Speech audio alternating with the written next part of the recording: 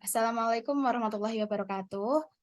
Sebelumnya kami dari kelompok 8 ingin mempresentasikan progres dari proyek UAS dengan mengambil topik artikel yaitu sentimen analysis using random forest algorithm online social media base. Jadi untuk menganalisis sentimen menggunakan random forest gitu. Oke, jadi sebelumnya perkenalkan saya Fariska Dwi Kartika Sari dengan NIM akhir 001 dan rekan saya. Naftali Sumarto Pengilatan dengan NIM akhir 085. Oke. Mungkin di sini saya akan menjelaskan identitas dari artikel ilmiah. Yang pertama yaitu ada judulnya. Judulnya yaitu Sentiment Analysis Using Random Forest Algorithm Online Social Media Base. Kemudian artikel ini ditulis oleh Bahrawi pada tahun 2019 dan sumbernya sudah tertera di bawah ini. Oke, lanjut ke pembahasan. Jadi nanti di presentasi ini kami akan membahas mulai dari latar belakang, kemudian tujuan, terus metode, deskripsi data, hasil dan pembahasan, dan tentunya pasti ada kesimpulan. Oke. Masuk yang pertama yaitu latar belakang. Latar belakangnya yaitu analisis sentimen merupakan sebuah proses penting dalam text mining yang digunakan untuk mengevaluasi opini atau sentimen dari data teks seperti mungkin dari komentar, dari tweet ataupun dari ulasan-ulasan netizen gitu ya. Kemudian platform media sosial itu terutama Twitter saat ini menjadi fokus penelitian karena menyediakan data teks yang sangat mudah diakses dan Twitter juga penggunanya udah berapa juta di dunia ini gitu.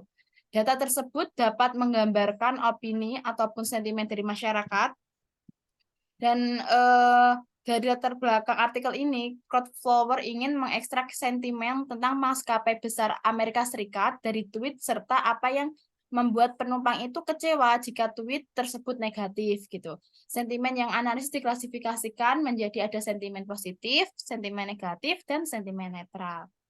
Kemudian tujuan diadakan analisis ini yaitu untuk mencari sebuah analisa sentimen terhadap 6 maskapai besar AS melalui data Twitter dengan menggunakan pendekatan algoritma random forest. Masuk ke metode, jadi di sini penggunaannya yaitu tools Python, terus tahapannya yang pertama ada import dataset, lalu melakukan analisis dan eksplorasi data, lalu ada text processing. Text processing ini meliputi cleansing, membersihkan yang sekiranya data-data itu dari hal-hal karakter yang tidak diperlukan. Kemudian case folding, mengubah data teks menjadi lowercase. Ada juga tokenizing untuk memindahkan data teks menjadi token-token. Sama yang terakhir juga ada convectorizer untuk mengubah data menjadi numerik. Lalu kemudian yang tahapan keempat yaitu split data training dan split data testing. Yang kelima, melatih model analisis sentimen menggunakan algoritma random forest. Terus yang terakhir ada menguji model menggunakan confusion metric dan precision recall gitu. Berikut merupakan deskripsi dari dataset yang kami ambil, yaitu ada tweet ID, ada airline C, dan ini ada beberapa variabel. Dataset tersebut digunakan yang mana tentang masalah 6 maskapai besar di Amerika Serikat. Dataset berasal dari Crowdflower Data for Everyone Library yang diambil pada bulan Februari 2015. Nah, kemudian kontributor itu diminta untuk mengklasifikasikan tweet mulai dari yang positif, negatif, dan netral terlebih dahulu. Dengan diikuti mengkategorikan alasan negatif seperti kenapa alasannya dia memberikan komentar-komentar negatif gitu. Dataset ini terdiri dari 14.640 baris dan 15 kolom, yaitu ada tweet underscore ID, ada airline sentiment, ada airline sentiment confident, ada negative reason confident, ada airline sentiment cold, dan lain-lain. Nah, dataset ini kami dapatkan dari Kaggle, yang mana sumbernya sudah kami terapkan di bawah ini. Oke, lanjut. untuk penjelasan setiap kolom datasetnya. Di sini dimulai dari tweet ID, itu berisi tentang ID data Twitter yang pastinya itu unik. Kemudian ada airline sentiment, itu tentang sentimen pengguna Twitter terhadap maskapai tertentu atau target kelasnya, terdiri dari netral, positif, dan negatif. Lalu ada airline sentiment confident, itu dengan tingkat kepercayaan sentimen mulai dari 0 sampai 1. Lalu ada negative reason, itu kira-kira kenapa memberikan sentimen negatif gitu. Ada negative reason confident, itu tingkat kepercayaan alasan sentimen negatif dikasih rate 0 sampai 1. Kemudian ada airline, ini jenis maskapainya yang terdiri dari American, Delta, Southwest, US Airways, United, and Virgin America. Kemudian ada juga variable name, itu tentang nama pengguna Twitter, pastinya juga unik. Lalu ada user time zone, itu tentang zona waktu pengguna Twitternya. Ada tweet location, di mana lokasi tweet itu dibuat. Terus ada juga retweet count, itu jumlah tweet di retweet. Lalu ada teks, itu kira-kira apa sih isi dari tweet tersebut. Kemudian ada tweet coord, itu koordinat lokasi tweet di mana dia dibuat. Dan yang terakhir ada tweet create, itu waktu dan tanggal di mana tweet itu dibuat. Gitu. Oke, mungkin selanjutnya akan dijelaskan oleh rekan saya. Oke, selanjutnya adalah hasil dari pembahasan. Yang pertama adalah import libraries. Jadi import yang kita gunakan ada Pandas, ada Matplotlib, Seaborn, NumPy, Wordcloud, dan Scalar. Dan untuk melihat data CSV kita bisa digunakan df, pdread, CSV, dan itu merupakan yang di bawah itu merupakan data yang kita gunakan. Lanjut.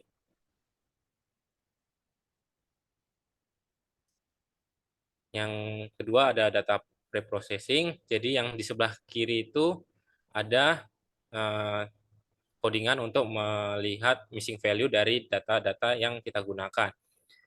Dan menemukan bahwa ada 3 data yang akan dihapus yang bisa dilihat di sebelah kanan, yaitu adalah tweet coord, airline sentiment goal, dan negative version goal.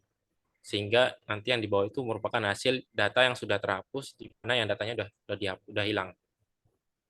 Lanjut. Yang selanjutnya adalah memvisualisasikan dan menghitung sentimen tweet. Jadi ini kita menggunakan diagram pie untuk airline, yang dimana airline itu terdiri dari nama-nama maskapai, yaitu ada US Airways, United, Virgin America, Delta, Southwest, dan American. Yang dimana yang tertinggi adalah United Airlines 26%, diikuti oleh US Airways 20%, dan American 19%.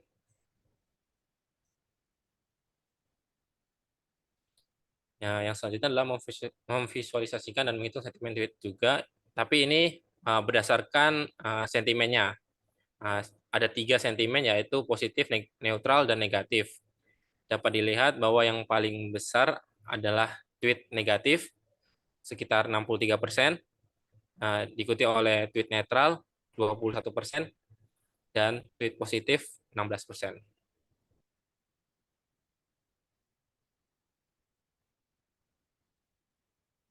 Nah, selanjutnya ini adalah diagram batang grup, yang dimana dapat dilihat bahwa itu ada 6 maskapai yang digabung dengan sentimen. Bisa dilihat yang secara keseluruhan maskapai didominasi oleh sentimen negatif, dan United Airlines menjadi penyumbang terbesar. Sementara sentimen maskapai Virgin America cenderung seimbang. Bisa dilihat di situ.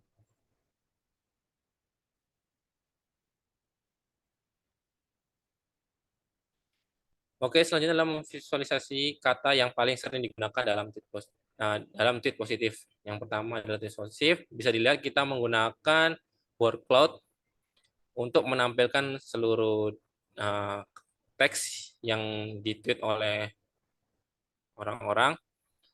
Itu merupakan yang kiri itu merupakan gambar dari word cloud-nya, dan untuk yang di sebelah kanan itu merupakan jumlah frekuensi yang kata teks atau teks yang digunakan untuk komen. Ada is, ada love, flying, dan lain-lain.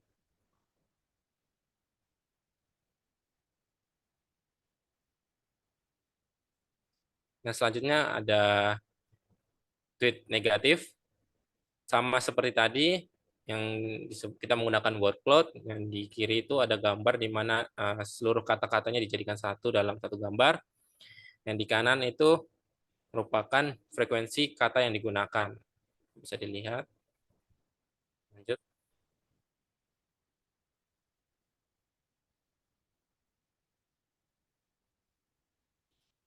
Nah, selanjutnya adalah analyzing the reason for negative tweet for each airline.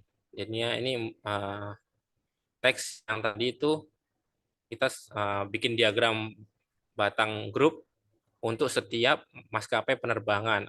Ada Amerika, Delta, dan lain-lain. Itu yang untuk sumbu X-nya itu merupakan teks yang diberikan atau komen yang diberikan atau tweet yang diberikan, tweet negatif. Lanjut.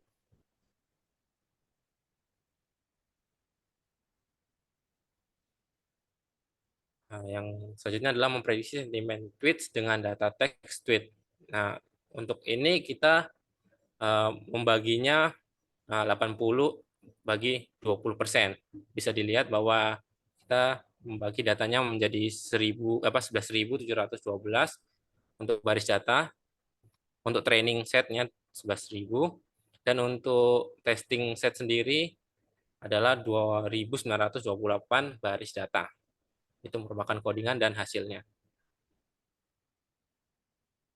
Oke, selanjutnya mungkin akan saya lanjutkan. Di sini kita masuk dalam hitungan akurasi. Nah, didapatkan dengan cara algoritma random forest, itu ternyata akurasinya itu sebesar 84,36%. Tetapi di sini kami menggunakan nilai estimatornya itu 200, Pak. Jadi nanti di slide selanjutnya ini akan dijelaskan bahwasanya kenapa kami mengambil nilai estimatornya 200 gitu. Nah, berikut juga tampilan confusion metric dari random forest classifier.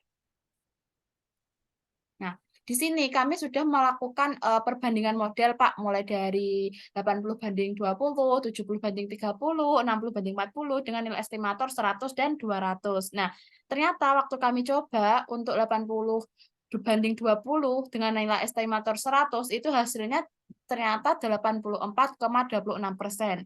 Lalu kami mencoba menggunakan model yang 7/3 gitu. Ternyata hasilnya lebih rendah, 83,95%. Kemudian kami mencoba lagi dengan perbandingan 6/4 dengan nilai estimatornya itu sama dengan 100, nilai akurasinya itu ternyata lebih rendah lagi, yaitu 83,9 ternyata lebih tinggi daripada yang 7/3, yaitu 83,98%. Waktu kami mencoba menggunakan nilai estimator 200, ternyata hasil dari perbandingan 80/20 itu mengeluarkan hasil akurasi 84,36%. Nah, pada hasil yang 70/30 itu menunjukkan akurasi 83,97%. Sedangkan yang perbandingan 6/4 itu menunjukkan 83,86%. Nah, terus hasil kami memutuskan pada slide ini kami mengambil akurasi yang paling terbesar yaitu 80/20 yang mana menghasilkan nilai akurasi 84,36%.